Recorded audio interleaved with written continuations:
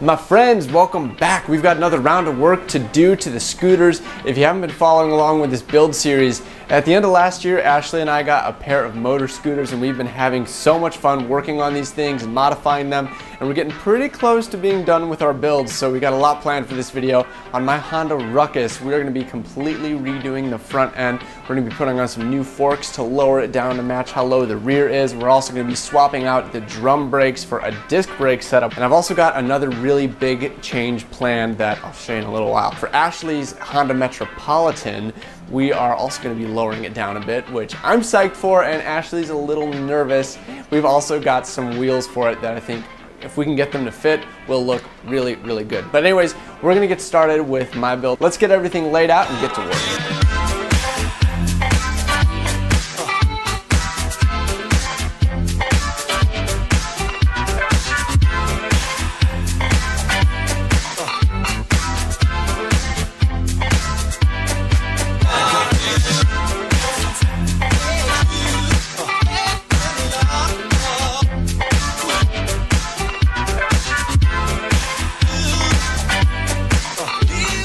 Alright, so I had this spare triple tree laying around, which let me assemble everything, get it mocked up, make sure we had clearance, and everything fits. It's pretty tight. I took some quick measurements, and I'm going to need some spacers. There's free space on either side of the axle, and so I need spacers to hold the wheel in the center of the triple tree and the disc in the center of the caliper. So now I'm headed to the hardware store on the skateboard to see if I can find some spacers that'll work.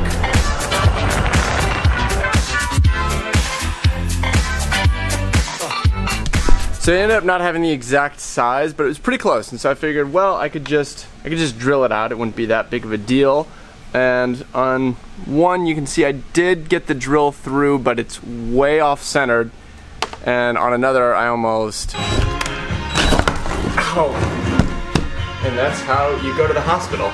Not good, not safe. I'm usually more careful than that, so be careful when doing this stuff. So we've come to Sean's shop where he's got real tools, like a drill press, and hopefully we can get a more accurate center. Yeah, there you go.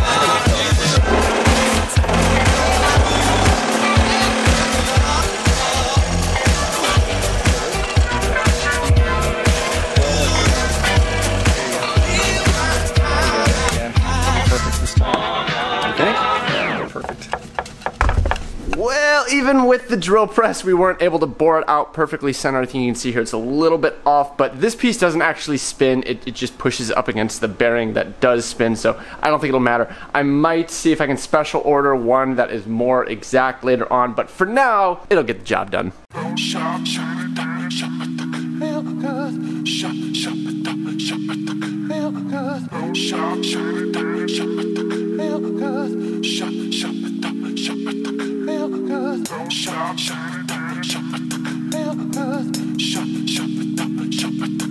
Alright, so I've pulled off the front fender and the stock forks, and you can see the new forks on the left here are quite a bit shorter, and I'm psyched to get them on the bike.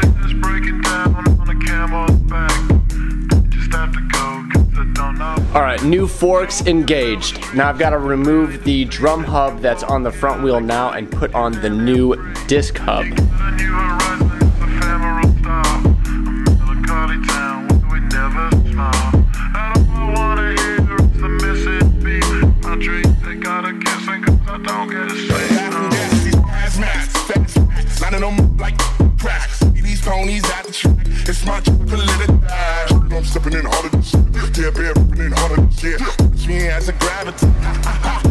We got the wheel back on with the new shocks. There's so much more space between the tire and the ground, so it's definitely lower. This caliper is, first off, how do I even get it on here?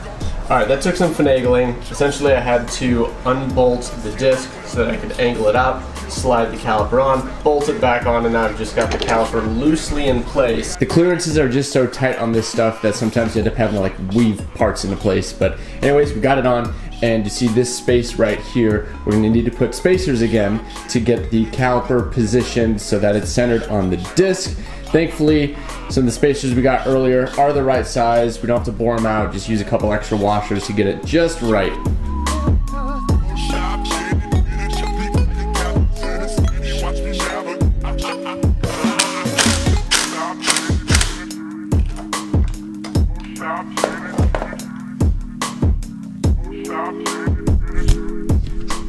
this drum isn't going to be used anymore. Obviously we put in disc brakes, but we're also not going to be using this cable anymore. The disc brake is going to be run by a hydraulic line. So we've got to get that cable out, run a hydraulic line, and we're also going to remove this speedometer cable. This is a cable that twists on the inside and sends a signal to the speedometer. What I've actually got installed over here is a pickup and magnets inside these bolts. So as the magnets pass the pickup, that will send a signal to the speedometer and it'll figure out the speed that way. So we're gonna pull out the speedometer cable and run this wire up into there.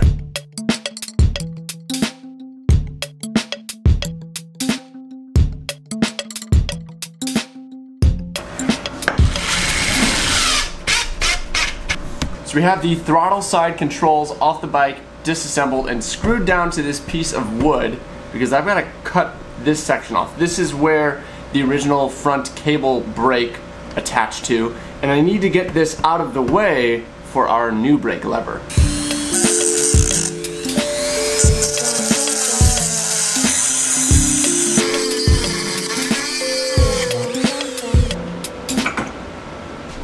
Alright, so we got that piece cut off to make room for the new brake lever, and it came out okay. Definitely could have been better. I tried my best. It's just not the cleanest cut. This is normally the type of thing that would just drive me crazy, but I'm thinking that once the new lever is on, you're not going to see it that much.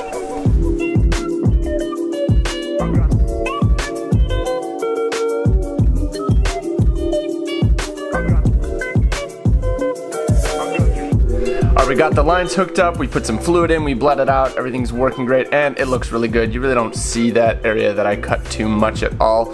This new CNC lever looks so good. And for the other side, we're still gonna be using the factory cable brake, but I have a matching lever to at least make it look a little bit nicer. And all you have to do to install it is boom! Alright guys, I got my brakes done. Can't wait to show you, but first, we're gonna do some mods to Ashley's scoot. So Ashley, what are we doing today? We're lowering my Metro. And how you feel about it? Not happy. She's so nervous. She's, what are you nervous about? I'm gonna hit all of the it's gonna be fine. the things in the It's gonna be fine. Ground clearance is for squares. And you're cool. Oh, okay. Oh, you're cool. Not the square. Cool. We're just gonna slam it. So first thing we gotta do is start taking apart the front. So these are actually like the original shocks. They've just been cut and shortened, and the springs have been replaced with stiffer springs. So you're gonna be that much lower. What? It's gonna be great. It's only that much lower than mine. What? It's lower than yours? Are you serious? I accidentally went lower than Are you serious? Yours is so low. No, it's gonna be fine. It's gonna be fine. Oh, Andrew. It's gonna be fine. It's gonna be fine.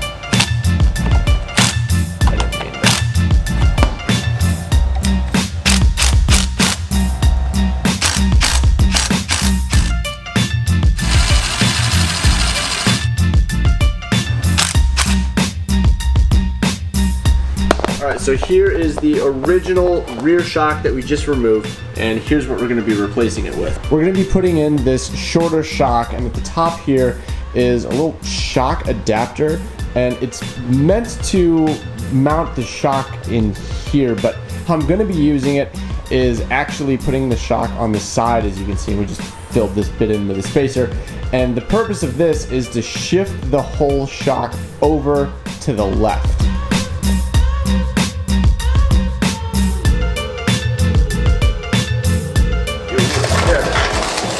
There we go. We gotta fix your center stand because that's quite the gap. But look how good this looks when we get. Oh, come on. Tucked. I feel like I'm on a tricycle. Like what are you talking about? I feel like I am 6 years old again, and I just hopped on my little tricycle, and I'm gonna go zoom, zoom, zoom, zoom, zoom. Do you hate it?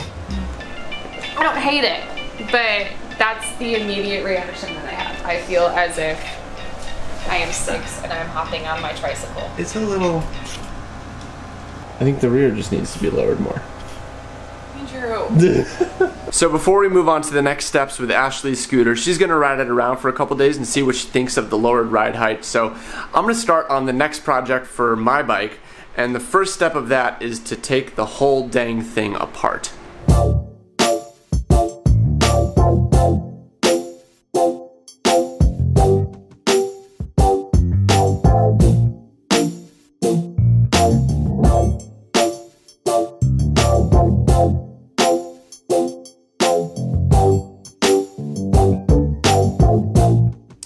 Alright, so the reason that we've got the whole bike in pieces is because we are doing a full-blown color change and a few other tricks while we're at it. So all the plastic pieces are going to be painted up, and then the rear tube sections, like the rear frame and the seat frame, we're actually going to have re-welded and smoothed out so that all the seams are nice and pretty, and then powder coated to match the plastic. So we're going to take all these parts to a local guy that does some amazing work. He's gonna do all the welding, the painting, and the powder coating. I'm really excited to have this stuff done. The only bummer is it's gonna take a couple of weeks. So in the meantime, my bike is pretty much just gonna sit in pieces. Okay, so it's been a couple of days since we dropped it down. I did promise that if you hate it, we'll put it back. Do you hate it? No. You can be honest. I love it. You won't hurt my feelings. I've only planned I love it. a whole series I love it. Alright, so we're gonna take it back apart in the front. We're gonna get the front fender off, and we're gonna wrap that in the teal. We've tried this before. It's always bugged me that the front fender was tan. I wanted to get it teal and matching, but it's really tough to wrap a piece that big. But I think I've learned some new techniques.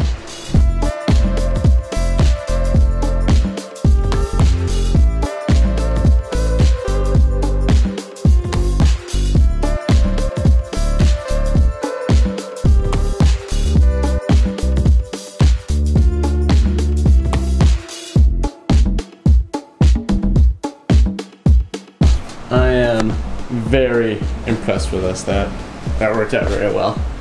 Picture frame trick was pretty clutch. Shout out to, what was it? The biker girl on a bike? Her blog post showed us how to do this with the picture frame, and it worked really well. I can't believe, like, getting this whole fender with one piece of vinyl, that's crazy. I think anyone who's done wrapping before would be pretty impressed. If you're not impressed, you should be. And now, it's time for the piece de resistance. What we got? What we got? Woo! So the way we're going to be mounting this up is actually by using that custom front drum hub that we took off of my bike earlier.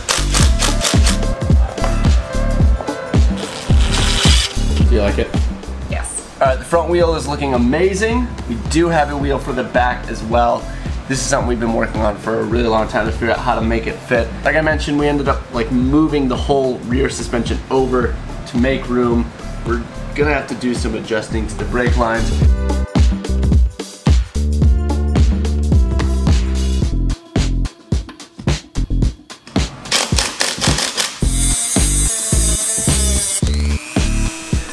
We got the wheel on.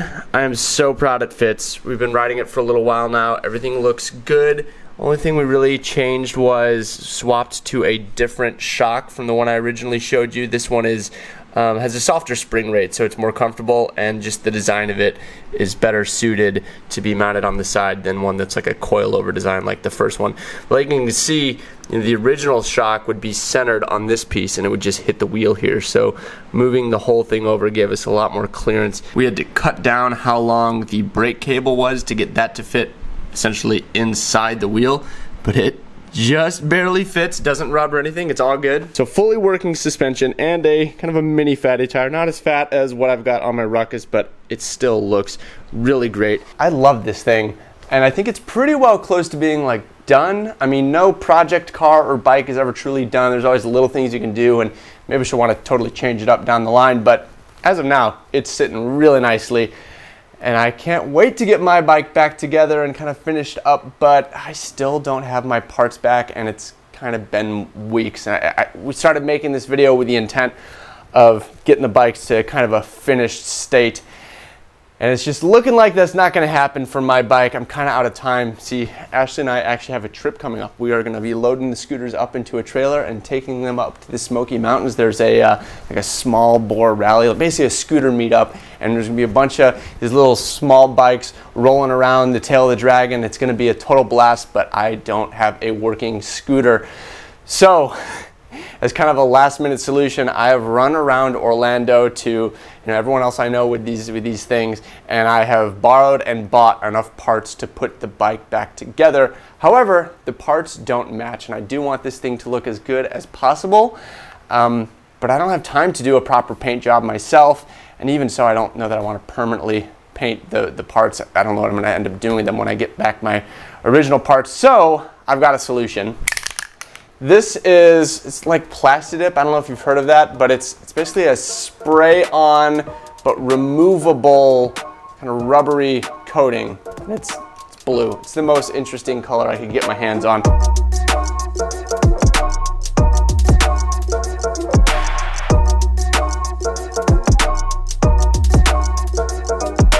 I'm supposed to wait 24 hours for the spray to fully cure, and we've waited 2. But I have successfully gotten the motor mount attached to the frame without scratching anything. Doing great so far. The real challenge is going to be getting that onto that.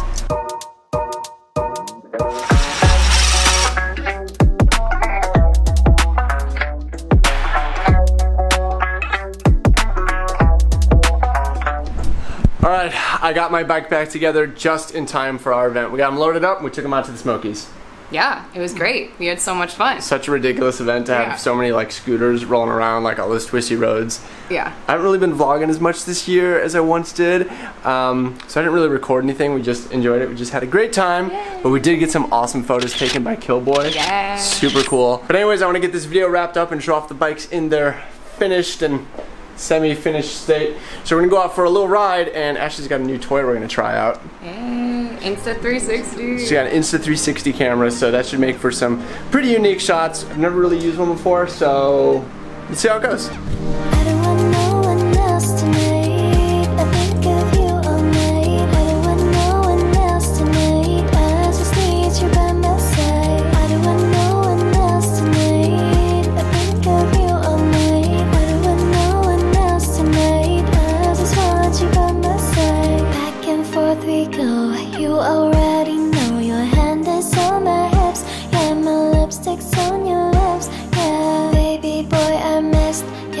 Tell me what you want, I'll give you what you need. Don't see nobody else, baby boy, it's you and me. This might be your last night, let's go for one last ride. I'll make you feel alright, and then I'm gone. I don't want no one else tonight, I think of you all night. I don't want no one else tonight, I just need you by my side. I don't want no one else tonight.